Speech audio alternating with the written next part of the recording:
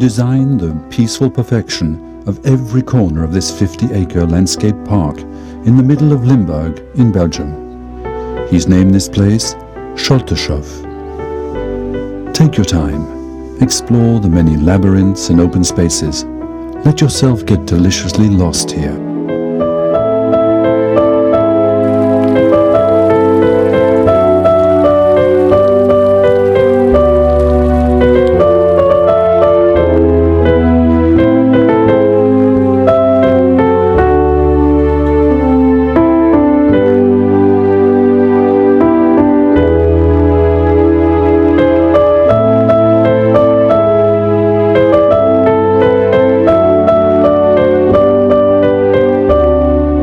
He orchestrates the harmony of the objects and the colors, giving each room of this residence its indescribable charm.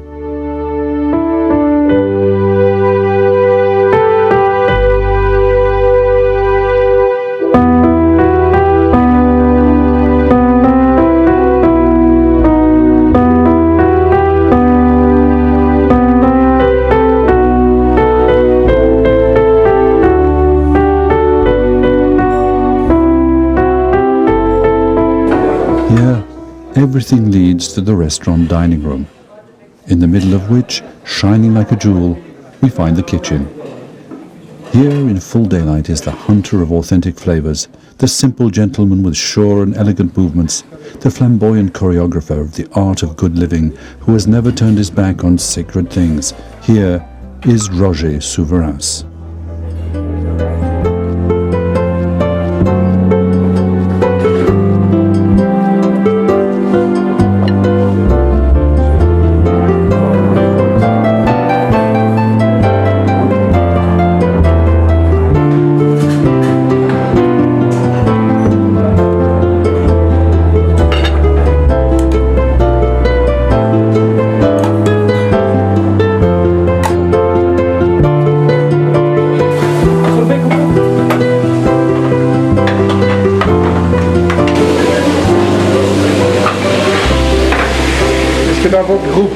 Everyone in this group likes their meat very rare, right? I'm not a factory worker. No, this is art. Every single day. Each client eats something, you have to start with each client, and everything is timed precisely. All the meats, everything else as well. And you still enjoy it? Every day. No problem. I love it. I feel good when I'm next to my stove.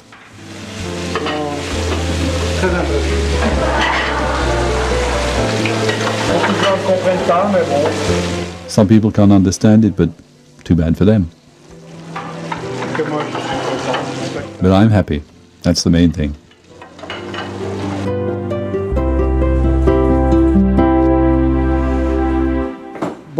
Hello. I'd like to share a recipe I created for my 40th birthday. I've always been a great fan of spoons, a great lover, ever since my childhood. So this is a recipe I present in a spoon. But why, you might ask? Because I think eating from a spoon gives a better sensation of the flavors, the spices and the composition of a recipe, because you eat everything all together. So this is raw French foie gras, some chicons, which are Belgian endives, truffles from Périgord, of course, all flavored with nutmeg, pepper, salt and sugar, and deglazed with sherry vinegar. When the recipe is finished, we cut the foie gras with a mechanical meat slicer in very thin slices. To do this, the foie gras must be cool, not frozen, but cold enough to stay whole and not break. So I start by putting some olive oil in a frying pan. And I heat it up, really nicely hot. The endives are then cut into chunks about 3 centimeters in length. And I cut the truffles into julienne.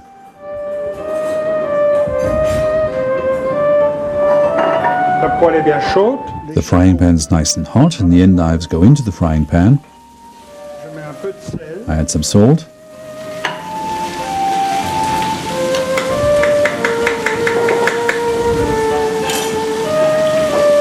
du poivre. Some pepper, Et je fais sauter à vide. and I saute this on high heat. Cuisson très rapide. Now this has to be cooked extremely quickly because the endives give off a lot of water, so we cook fast on high heat to get rid of the water. Otherwise the endives will be swimming in their own juice. Dans leur propre jus. J'ajoute un petit peu de muscade. I add a touch of shredded nutmeg,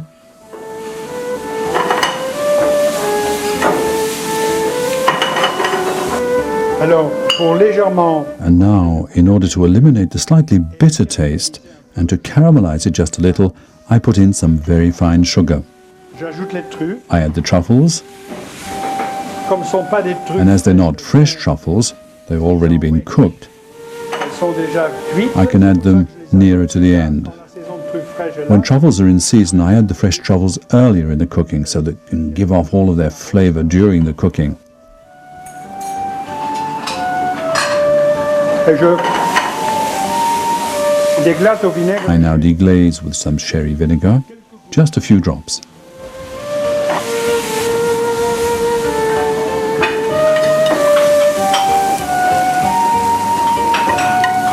Je la présente dans la cuillère. I present it in a spoon.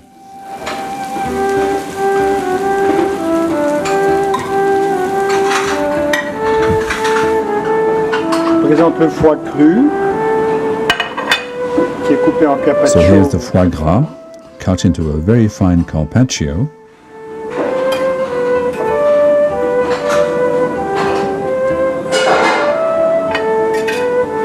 Et j'ajoute And I add au moulin 4 a mixture of fresh ground pepper. Voilà, donc And that's the presentation of our appetizer. Sautéed endives, foie gras with truffles, flavored with 4 kinds of pepper. moi, la fièvre de cuillère a commencé en étant. My fascination with spoons began when I was a child, because my mother was a very good housekeeper and a cook, and she loved spending time in the kitchen. And everything she cooked, or nearly all of it, was eaten with a spoon. Presque tout se mangeait à la cuillère. On faisait beaucoup de soupe. She made lots of soups, lots of stews. They were always left bubbling over, because we lived in the country and we didn't have a fridge. Et donc ma mère cuisinait avec tous les produits du jardin. And my mother cooked using all the produce we grew in the garden on the property. Quand ma mère me donnait une And I was always very partial to spoons. And when my mother gave me a fork, I'd always say, no, I don't want a fork. I want a spoon and a knife to cut with. And I'd mix everything. And that's how I ate. And now as a chef, I always have spoons on the table. I put out a spoon with every plate. It's a hard tradition to keep up because you need personnel who understand. And sometimes they think it's a little odd to set the table with spoons to eat fish. I find that fish is 10 times better with a spoon. You can eat the fish and the sauce and the garnish all together as the chef intended. And as a result, I was always interested and I've started collecting spoons. mes premières cuillères. I think I bought my first spoons when I was 19 or 20, with the little money I had then.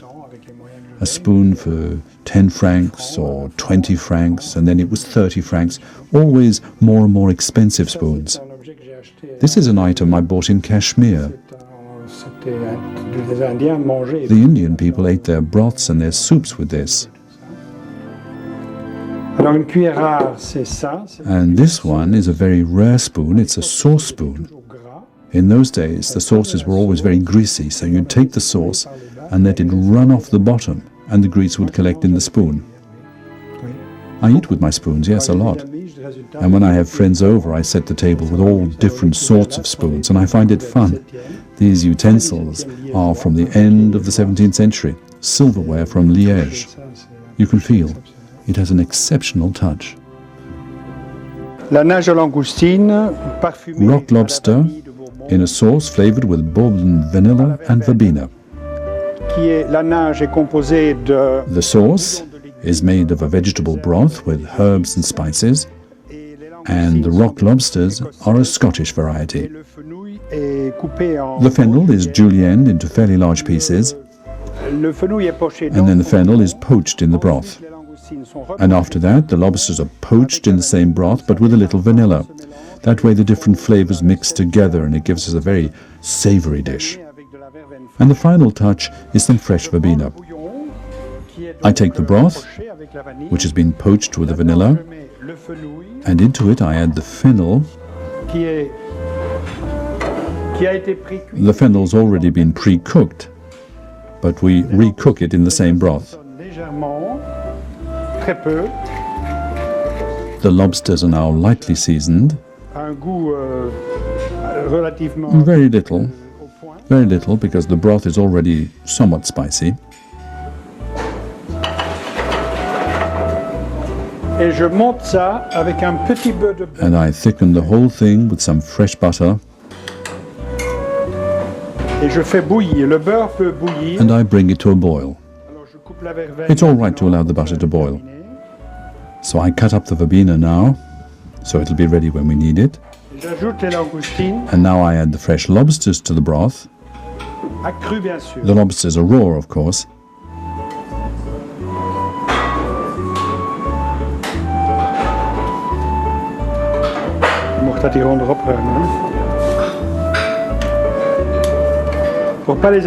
In order not to damage them, I pour some broth over them. That way, they won't have to be turned over. They'll remain very al dente, even after the cooking.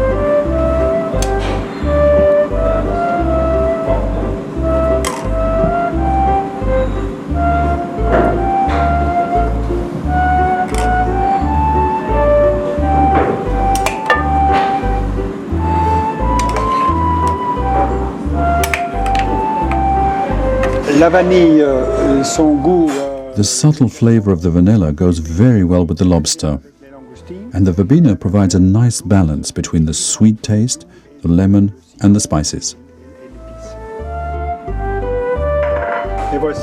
And so here we have what we could call rock lobster stew, spiced with fennel, vanilla, and verbena.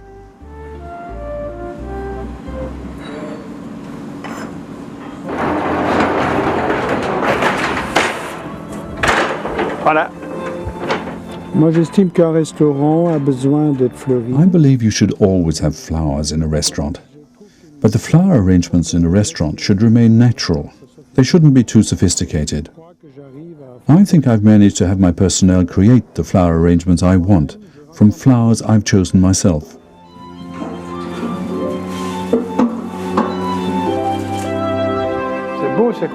It's pretty, these colors like this, a little bit faded. Personally, I'd leave them and add a few leaves for today. And perhaps you can change them tomorrow.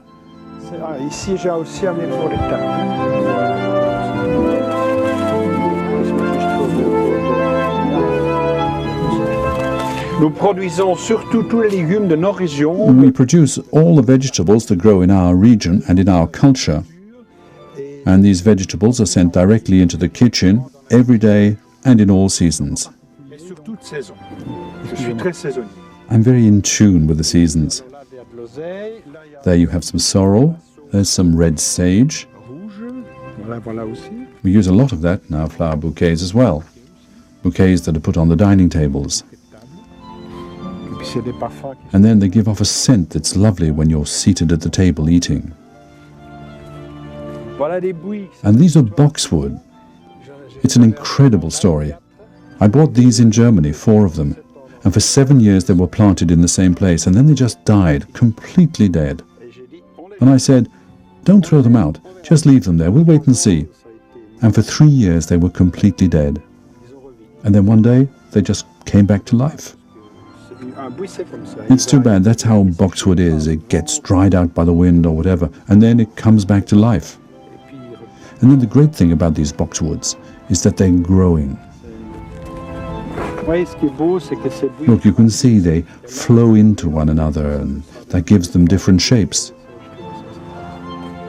Moi, je trouvais que les 4 jardins, j'ai appelé ça les 4. So here we have in total 4 gardens, and I call them the 4 seasons, with a garden for relaxing in the middle where we can stroll around, sit down, meditate, read, especially for the clients of the hotel, and for myself. C'est un chevreuil que je présente avec des pois. This is a cut of venison, served with poached pears, beetroot, and a herb salad. The beetroots, of course, are poached in water and vinegar with a few herbs, some spices, and some sugar. Ensuite, les pois sont confits. And then you have the pears, poached in red wine with aniseed, bay leaf, pepper, garlic, and a dash of vinegar. Reste tout à fait nature. The venison is totally natural, it's not marinated. I leave it in its natural state because our kitchen emphasizes the seasons of summer and early autumn, and venison is a fresh meat whose natural flavor shouldn't be masked behind a lot of different spices. On retrouve ses saveurs naturelles. Et je présente ça avec. And I serve this recipe with a herb salad, and the salad is composed of wheat, purslane, basil, tarragon leaves, and flat leaf parsley, all flavored with olive oil and balsamic vinegar. Je assaisonne le chevreuil. I'll season the venison slightly. It's fresh venison, unmarinated.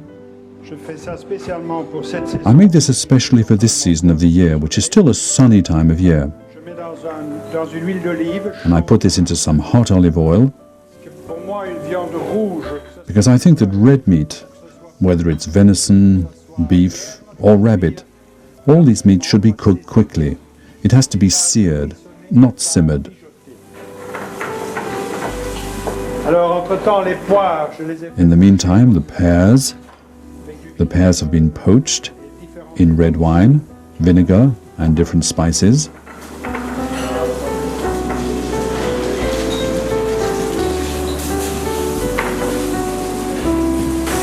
Le jus de betterave, je le fais réduire légèrement. And as for the beet juice, I reduce it somewhat.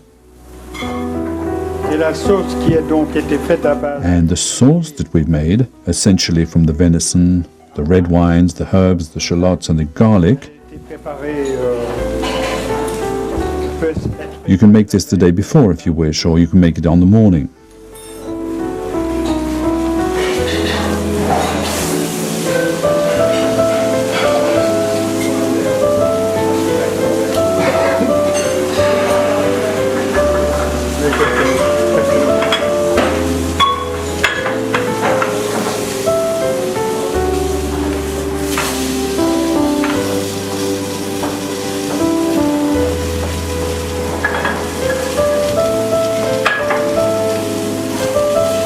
Voilà. Maintenant, je vais dresser l'assiette. And now I'll arrange the plate. J'ai égoutté les betteraves rouges pour I've drained the beetroot que l'assiette soit pas so that the plate isn't too overwhelmed with color. pour masquer de couleur.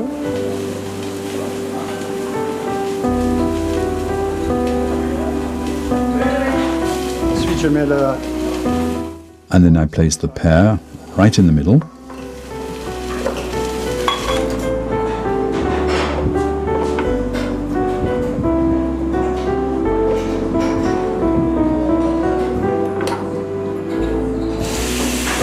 Je le passe un tout petit poêle à salamandre. And I glaze the arrangement on a gas flame oven.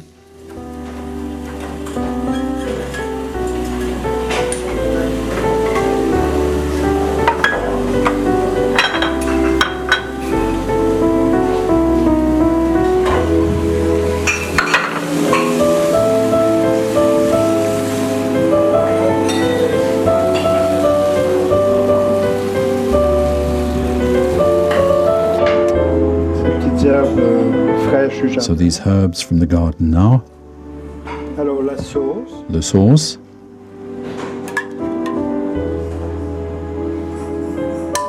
et le jus de betterave avec le. and the beet juice with the pear juice.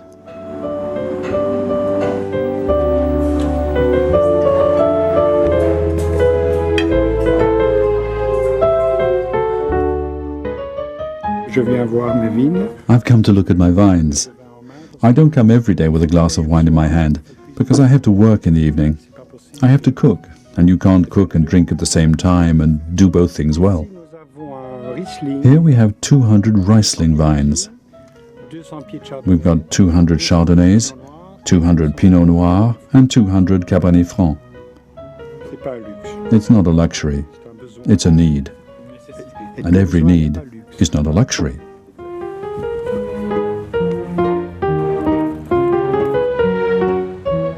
A stone's throw away from his vineyard, Roger shows us a Chardonnay vineyard that's just been awarded a World Gold Medal.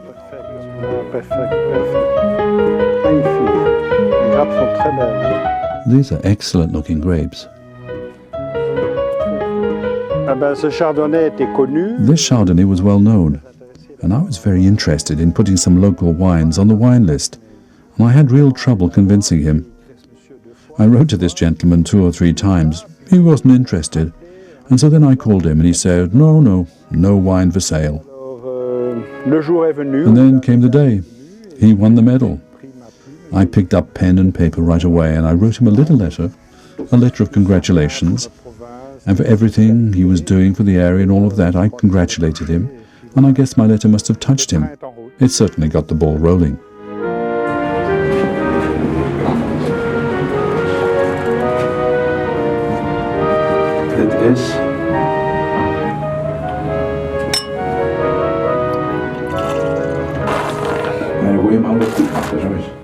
Very, very good. Proper acidity. Long in the mouth. Yes. Good fruit.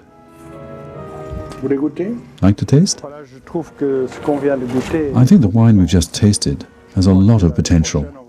We'll have some very good bottles of wine at the table next year.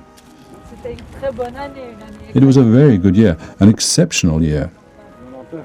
And it's going to be a good year this year too, I think, if the weather cooperates a bit. Yes, I think so. I think we'll have some really good juices. But then it all depends on the weather.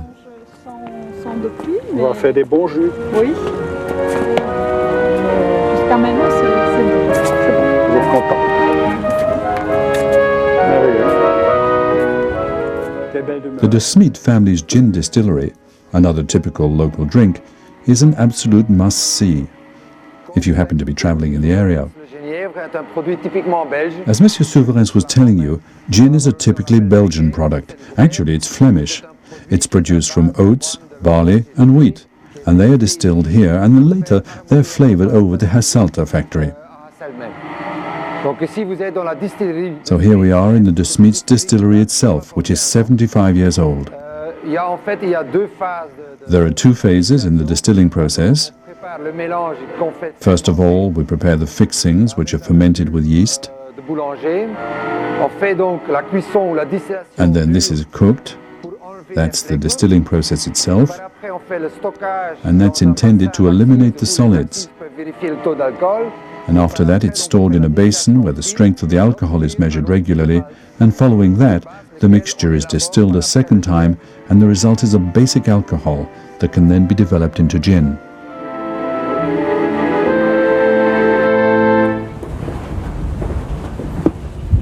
We're going to have a look at the church, at the cathedral.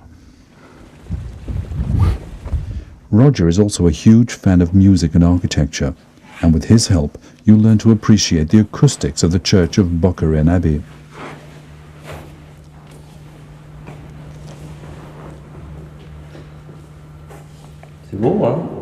It's beautiful.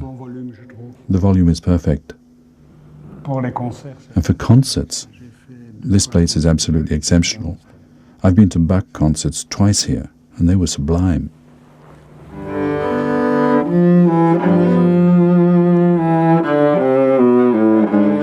He'll also show you the town of Tongeren, a favorite haunt of antique dealers. He'll show you the statue of Ambiorix, the Gaul who defeated the Romans, which stands opposite from the cathedral.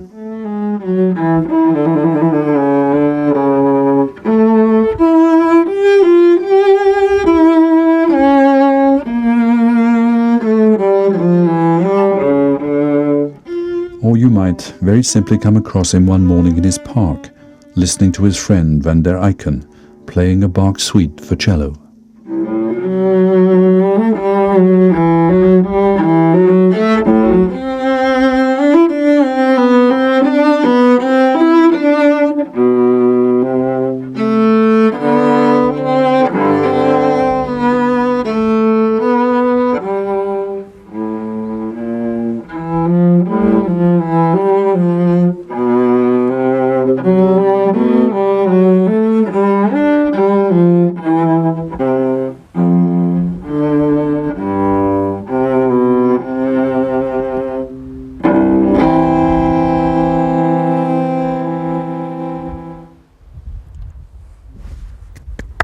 Roger Souvereyns, a lover of good living and a master gastronomer.